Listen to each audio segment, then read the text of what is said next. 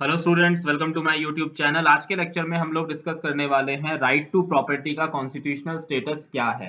Present situation में right to property एक fundamental right है या एक लीगल राइट है, और अगर वो एक फंडामेंटल राइट नहीं है, वो एक लीगल राइट है, तो इसके क्या इम्प्लीकेशंस होंगे, इसके क्या प्रभाव पड़ेंगे राइट टू प्रॉपर्टी के ऊपर। तो चलिए लेक्चर को शुरू करते हैं। लेकिन लेक्चर को शुरू करने से पहले आप लोगों को बता देता हूं कि लेक्चर के स्लाइड्स आपको मिल जाएंगे हमारे टेलीग्राम चैनल से। टेलीग्राम चैनल का लिंक मिलेगा आपको वीडियो के डिस्क्रिप्शन में। और आप लोगों को मेरी ऑफलाइन क्लासेस की जो डिटेल्स हैं वो इस नंबर पे कांटेक्ट करने से मिल जाएंगी। तो अगर आप लोगों को ऑफलाइन क्लासेस में एनरोल होना है तो इस नंबर पर आप मुझे कांटेक्ट कर सकते हैं। ये है मेरे इंस्टाग्राम हैंडल का लिंक, आप यहाँ पर जाके इंस्टाग्राम पर भी फॉलो कर सकते हैं। This is the Telegram channels name. तो चलिए शुरू करते हैं। सबसे पहले समझते हैं कि अब से पहले जो हमारा राइट टू प्रॉपर्टी था उसका कॉन्स्टिट्यूशनल स्टेटस क्या था। देखिए, एक चीज को समझिए कि अब से पहले राइट टू प्रॉपर्टी प्रॉपर्टी जो था वो 7 फंडामेंटल राइट्स में इन्वॉल्व था, सॉरी इंक्लूडेड था। जैसे कि article 19 clause 1 sub clause F में और आर्टिकल 31 ये गारंटी करते थे राइट टू प्रॉपर्टी को। ठीक है जी। Article 19 clause 1 sub clause F जो था वो केवल सिटीजन्स के लिए था। आर्टिकल 31 सिटीजन्स नॉन सिटीजन्स के लिए था।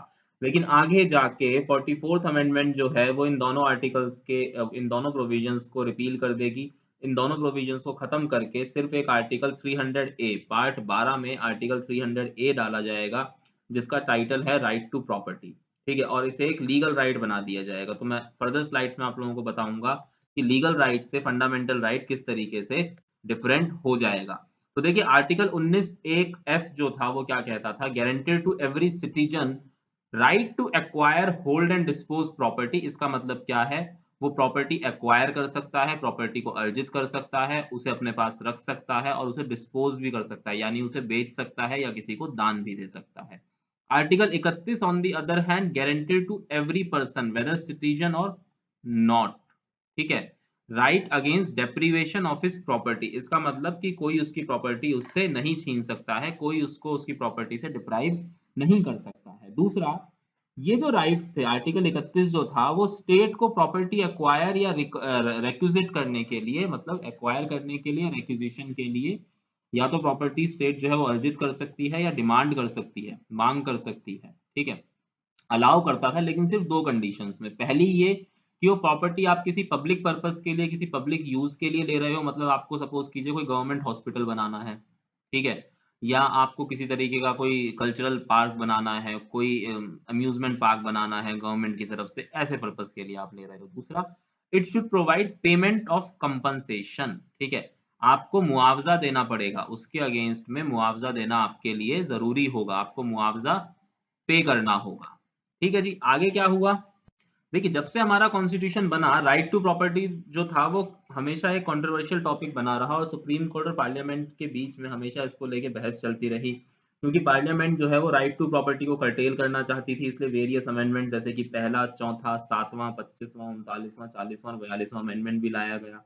उसके बाद आर्टिकल 31 ए, 31 बी, 31 सी को ऐड करा गया, उन्हें मॉडिफाई करा गया, ताकि जो सुप्रीम कोर्ट की जो जजमेंट्स हैं उनको नल्लीफाई करा जा सके, सुप्रीम कोर्ट की रूलिंग्स को चेंज करा जा सके, और इस चीज को चैलेंज ना करा जा सके कि ये जो है कॉन्ट्रावेंशन है फंडामेंटल राइट्स का।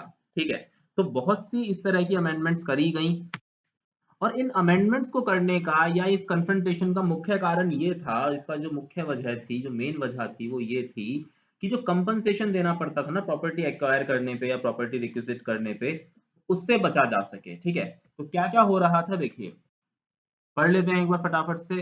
It has led to a number of constitutional amendment, ये सारी याद रखिएगा। ठीक है, उसके बाद क्या था, through these amendments article 31 A, 31 B, 31 C has been added, modified and modify करा गया, किस लिए, ताकि सुप्रीम कोर्ट की रूलिंग्स को, सुप्रीम कोर्ट की जजमेंट्स को नल्लीफाई करा जा सके। Protect certain laws from being challenged on the grounds of contravention of fundamental rights. इसका मतलब पार्लियामेंट इस तरह के कानून लेके आना चाहती थी जो लोगों की प्रॉपर्टी एक्वायर कर सके बिना उनको कंपनसेशन दिए हुए। अब पार्लियामेंट ये चाहती थी कि ताकि इस तरह के कानूनों को चैलेंज ना करा जा सके, इसलिए कुछ अमेंडमेंट्स हम लोग कर देते हैं, और उन सारे कानूनों को हम इम्यूनाइज कर देते हैं from the judicial review. Finally होता क्या है, देखिए फाइनली होता यह है कि 44वां संविधान संशोधन आता है 1978 में, 44th अमेंडमेंट एक्ट 1978 आता है। राइट टू प्रॉपर्टी को फंडामेंटल राइट यानी आर्टिकल 19 एक article 19 sub clause 1 article 19 clause 1 sub clause F इसको रिपील करा जाता है। आर्टिकल 31 को भी रिपील कर दिया जाता है। आर्टिकल 300 ए, ध्यान रखिएगा, आर्टिकल 300 ए को पार्ट 12 के अंदर जोड़ा जाता है, पार्ट 12 के अंदर जोड़ा जाता है और उसकी हेडिंग दी जाती है राइट टू प्रॉपर्टी। और क्या बोला जाता है? It provides that no person shall be deprived of his property except by authority of law. इसका मतलब ये है कि एग्जीक्यूटिव एक्शन से नहीं ली जा सकती प्रॉपर्टी, उसके लिए आपको लेजिस्लेचर लाना पड़ेगा। इसका मतलब उसके लिए आपको कानून बनाना होगा। एग्जीक्यूटिव ऑर्डर कानून नहीं होता। एग्जीक्यूटिव ऑर्डर मान लीजिए प्राइम मिनिस्टर ने या राष्ट्रपति ने हुक्म दे दिया कि फला बंदे की प्रॉपर्टी छीन के लाओ, नहीं, ऐसे नहीं ला सकते। पहले कानून बनाना पड़ेगा, कानून में बताना पड़ेगा कि जी क्या क्या तरीके होंगे, किस तरीके से छीना जा सकता है, क्या उसको कंपनसेशन देंगे, देंगे भी या नहीं देंगे, किस तरह की प्रॉपर्टी छीनी जा सकती है, वो प्रॉपर्टी कितने समय के लिए छीनी जा सकती है, इस तरह की फर्दर डिटेलिंग्स करके कानून बनाया जाएगा, तभी वो प्रॉपर्टी ली जा सकती है। एग्जीक्यूटिव एक्शन के जरिए प्रॉपर्टी नहीं ली जा सकती है। और राइट टू प्रॉपर्टी जो है वो एक लीगल राइट रहेगा, कॉन्स्टिट्यूशनल राइट रहेगा, लेकिन एक फंडामेंटल राइट वो नहीं रहेगा। और दूसरा, सुप्रीम कोर्ट ने ये भी कहा कि जो राइट टू प्रॉपर्टी है वो basic structure of the constitution नहीं है। राइट टू प्रॉपर्टी एक लीगल राइट ही रहेगा। तो अब चेंजेस क्या क्या आते हैं, देखिए लीगल राइट होने से क्या मिलता है। अगर लीगल राइट रहेगा, फंडामेंटल राइट नहीं रहेगा, तो डिफरेंस क्या बनेगा दोनों चीजों में, इस डिफरेंस को समझना बहुत ही अनिवार्य है, बहुत ही जरूरी है। देखिए, अगर वो एक कॉन्स्टिट्यूशनल राइट होगा, it can be curtailed, abridged और modified without constitutional amendment by an ordinary law। मतलब अगर फंडामेंटल राइट होता तो उसको छीनने के लिए, उसको बदलने के लिए आपको क्या करना पड़ता, कॉन्स्टिट्यूशनल अमेंडमेंट करनी पड़ती। लेकिन अब वो एक लीगल राइट है तो उसके लिए आप उसका जो कर्टेल, एब्रिज या मॉडिफिकेशन है वो नॉर्मल एक लॉ से कर सकते हो, उसके लिए आपको कॉन्स्टिट्यूशनल अमेंडमेंट करने की जरूरत नहीं होगी। दूसरा, it protects private property against executive action but not against legislative actions। legislative actions के against ये private property को protect नहीं करता है, ये private property को केवल legislative action के against protect करता है। सॉरी, मैं उल्टा बोल गया, ये प्राइवेट प्रॉपर्टी को केवल एग्जीक्यूटिव एक्शन के अगेंस्ट प्रोटेक्ट करता है, लेजिस्लेटिव एक्शन के अगेंस्ट प्रोटेक्ट नहीं करता है। लेजिस्लेटिव एक्शन से इम्यून नहीं है, एग्जीक्यूटिव एक्शन से इम्यून है। दूसरा, जो एग्रीव्ड पर्सन है वो डायरेक्टली सुप्रीम कोर्ट नहीं जा सकता। राइट टू प्रॉपर्टी के वायलेशन पर आर्टिकल 32 अप्लाई नहीं करा जा सकता। जो एग्रीव्ड पर्सन है, जो नाराज व्यक्ति है, वो डायरेक्ट सुप्रीम कोर्ट नहीं जा सकता, वो लेकिन हाई कोर्ट जा सकता है आर्टिकल 226 के तहत।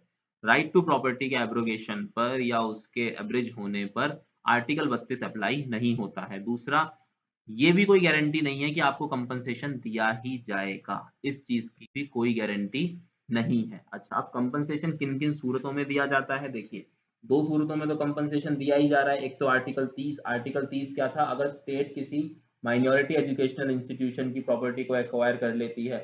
और दूसरा आर्टिकल 31 ए, आर्टिकल 31 ए का प्रोविजन कहता है कि अगर कोई कल्टीवेशन लैंड है किसी बंदे की पर्सनल कैपेसिटी में और वो with in the statutory limits है, ठीक है, with in the statutory ceiling limits है, मान लीजिए जो स्टैट्यूटरी लिमिट है यानी कि जो कानूनी जो लिमिट है वो लगाई हुई है, सीलिंग कैप, मान लीजिए एक बंदा 10 एकड़ तक की प्रॉपर्टी रख सकता है, तो उसकी 10 एकड़ तक की प्रॉपर्टी के बाद अगर आप उसकी 10 एकड़ की प्रॉपर्टी भी उससे ले रहे हैं, ठीक है, तो आपको उसको कंपनसेशन पे करना ही करना पड़ेगा।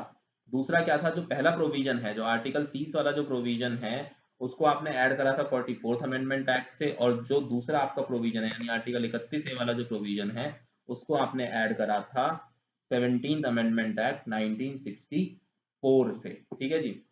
तो इसको ध्यान रखिएगा।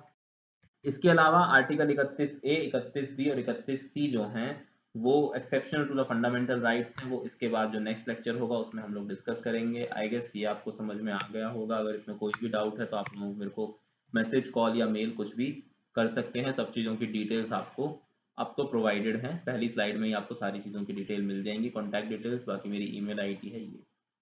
तो प्लीज़ अगर लेक्चर अच्छा लगा हो तो लाइक, शेयर एंड सब्सक्राइब और ज़्यादा से ज़्यादा लोगों तक ये बात पहुंचाइए कि यहाँ पर पॉलिटी का कोर्स अवेलेबल है। Thanks for watching this lecture.